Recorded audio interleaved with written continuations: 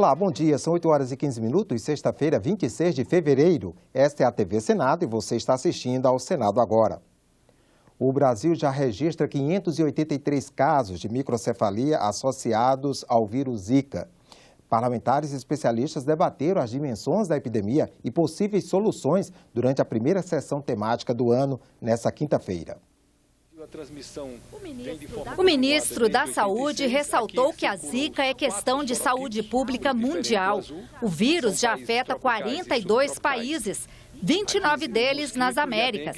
Marcelo Castro falou das ações desenvolvidas pelo governo para conter o avanço da doença e foi enfático ao afirmar que o Ministério não tem mais dúvidas quanto à associação entre Zika e os 583 casos confirmados de microcefalia no país. Epidemiologicamente, eu acho que está feita a correlação entre a epidemia de microcefalia e de Zika. Mas precisamos fazer a correlação biológica. Essa dúvida que ainda existe em alguns cientistas, alguns pesquisadores nacionais e internacionais, não existe para o Ministério da Saúde desde o dia 29 de novembro.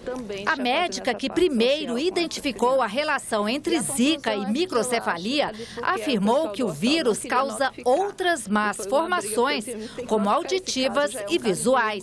Esse termo microcefalia me angustia, porque aí começam a mostrar pessoas que têm microcefalia por outras causas, que têm às vezes tratamento, que têm às vezes uma reabilitação melhor, mas esses bebês, o que tem de diferencial é que existe uma agressão imensa, que inclusive para a migração neuronal. De acordo com a Fiocruz, o Brasil enfrenta uma tríplice epidemia de dengue, chikungunya e zika. O vice-presidente da fundação pediu mais recursos para a pesquisa. Achados como a detecção da presença do vírus Zika em saliva e urina, que tem um potencial de transmissão, mas a ser investigado, vão abrindo para nós, todos esses achados, várias outras perguntas a serem feitas e pesquisas que precisam ser desenvolvidas. A diretora do laboratório francês responsável pela vacina contra a dengue, que deve chegar ao mercado brasileiro nos próximos meses, disse que uma vacina contra a Zika deve demorar, apesar dos esforços para acelerar a pesquisa. A média de tempo para desenvolver uma vacina é de 10 anos. E depois nós ainda temos o tempo de registro e temos também que ter a fábrica e tudo mais. Nós esperamos que no caso da Zika seja mais rápido, mas não gostaria de deixar ninguém iludido achando que no ano que vem nós teremos vacina. Por isso, a unanimidade sobre a importância do combate ao mosquito Aedes aegypti, transmissor da dengue, chikungunya e Zika. O inimigo número 1 para a ocorrência de tantos casos de doenças viróticas atuais é o mosquito. É ele que temos de combater em primeiro lugar e imediatamente.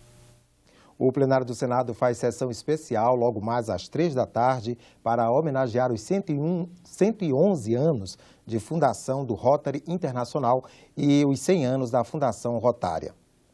A Comissão de Direitos Humanos discute hoje em Maceió o projeto de lei sobre a terceirização. O debate será às 2 da tarde na Assembleia Legislativa de Alagoas e faz parte de um ciclo de audiências públicas que estão sendo realizadas em todos os estados do Brasil sobre o tema. O plenário do Senado aprovou nesta quinta-feira um projeto da Câmara com regras para os planos de assistência funerária. Para virar lei, falta a sanção da Presidente da República. O texto exige um patrimônio contábil mínimo para empresas de plano funerário. Elas terão de ter o equivalente a 12% da receita anual líquida, assim como um capital social de no mínimo 5%. As regras devem ser fiscalizadas pelo Conselho Nacional de Defesa do Consumidor. Quem não cumpri-las deve ser punido com advertência, multa ou até mesmo a suspensão do serviço. Dá segurança jurídica e segurança também aos usuários, aos consumidores, né, que terão aí a proteção da lei. Especialmente numa hora difícil, porque a hora que você perde uma pessoa da família é uma hora muito dolorida. O Congresso Nacional pode ter uma comissão bicameral semelhante à Comissão da Agenda Brasil do Senado. O objetivo é elaborar uma pauta expressa com matérias que os parlamentares considerem importantes para o país. O presidente Renan Calheiros anunciou, vai propor ao presidente da Câmara, Eduardo Cunha, criar uma comissão mista para acelerar a análise de propostas mais urgentes de interesse do Brasil. Para que nós possamos levar essas sugestões do Senado Federal à Câmara dos Deputados, com o propósito de que nós possamos, a partir dessa conversa, estabelecer uma pauta mínima, expressa, que possa andar com velocidade, tanto aqui no Senado quanto na Câmara dos Deputados. Nós continuamos a ter a sociedade também muita preocupação sobre o que vai acontecer do ponto de vista econômico, do ponto de vista social, do ponto de vista político, e é fundamental que cada um de nós faça a sua parte. Seria uma comissão semelhante à Agenda Brasil do Senado, criada no ano passado com a tarefa de votar soluções para a crise econômica. A comissão mista é para impedir que essas propostas fiquem paradas em uma das casas. Aos jornalistas, Renan defendeu a votação rápida do projeto que regulamenta a terceirização. Nós temos um compromisso de apreciar aqui no Senado essa matéria até o final do semestre. Essa matéria, ela vai não liberar geral, como muitos pensam, mas ela vai, pelo menos nesse primeiro passo, regulamentar os 13 milhões de trabalhadores existentes. A senadora Gleice Hoffmann elogiou a iniciativa. Acho que é uma boa proposta. É claro que nós vamos ter que trabalhar muito para que ela aconteça. Não é uma situação fácil porque não faz parte da cultura do Congresso. Muitas vezes o Senado vota a matéria, vai para a Câmara e fica lá dormindo nos escaninhos da Câmara. E isso é ruim para o país. O que acarreta isso? O Executivo acaba mandando medida provisória. Nós não estamos aqui numa queda de braços, nós estamos ambas as casas para ajudar o país. Médicos, cientistas e pacientes discutiram nesta quinta-feira doenças que pouca gente conhece, mas que afetam até 8% da população. O debate aconteceu em um seminário da Comissão de Educação do Senado. O objetivo era dar voz às pessoas com enfermidades raras, quase desconhecidas, como a doença de Pompe, uma doença neuromuscular hereditária que leva em média 14 anos para ser diagnosticada. O médico imunologista Welton Correia Alves é uma das vítimas. Interessante que o diagnóstico, a indicação do médico, a receitinha na mão, você não consegue fazer o tratamento, a não ser que seja através do mandato judicial. O que aconteceu com Welton não é incomum. O diagnóstico tardio é um dos principais problemas enfrentados pelos pacientes de doenças raras. O impacto é muito grande porque pode levar a sequelas, às vezes o paciente pede uma oportunidade de tratamento, que em alguns casos pode ser medicamentoso, e até mesmo a possibilidade de estar melhorando a qualidade de vida com terapias de reabilitação. Doenças raras normalmente não têm cura. Exigem medicamentos específicos que combatam os sintomas danosos à saúde. Para a indústria farmacêutica, o Brasil precisa melhorar o financiamento à pesquisa e facilitar a participação de pacientes em estudos internacionais. Complicado, né? A população é pequena, está distribuída no mundo todo, você tem que encontrar essas pessoas, ter as autorizações de cada país para que possa fazer os estudos e por aí vai, né? Mas há esse esforço e esse interesse, esse é o nosso papel. A Câmara dos Deputados concluiu esta semana a votação do projeto do Poder Executivo que tipifica o crime de terrorismo. O texto prevê pena de reclusão de 12 a 30 anos em regime fechado, sem prejuízo das penas relativas a outras infrações decorrentes desse crime. Atos violentos praticados no contexto de movimentos sociais ficam de fora da lei. O projeto segue agora para a sanção presidencial. O plenário do Senado aprovou esta semana mudanças na lei do pré-sal e revogou a participação obrigatória da Petrobras na exploração do petróleo da camada pré-sal. Vamos ver como foi a votação. O projeto de lei 131 muda as regras do regime de partilha, criado especificamente para o pré-sal. Hoje, por lei, a Petrobras deve ser a operadora única, ou seja, comandar tudo na extração. E se tiver sócios, deve ter uma fatia de pelo menos 30% do negócio. Um substitutivo apresentado pelo senador Ricardo Ferraço permite à Petrobras decidir se quer ou não ser a operadora única dos próximos blocos de exploração do pré-sal. A oferta seria feita pelo Conselho Nacional de Políticas Energéticas, que é ligado ao Ministério de Minas e Energia. A Petrobras teria até 30 dias para demonstrar interesse. Se decidir participar do novo bloco, ela fica como operadora única e tem uma participação mínima de 30%. Ninguém está entregando nada, ninguém está levando nada embora, tudo continua nas mãos do poder público, apenas a Petrobras não é obrigada a investir. O que fica claro é que em nenhum momento está garantida a preferência para a Petrobras.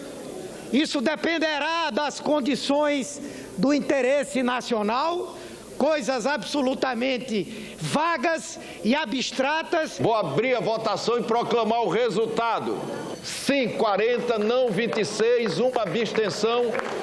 Está, portanto, aprovado o substitutivo. Vamos então conversar sobre esse projeto com o consultor legislativo Luiz Bustamante, especialista na área de energia. Bom dia, consultor. Bom dia a todos.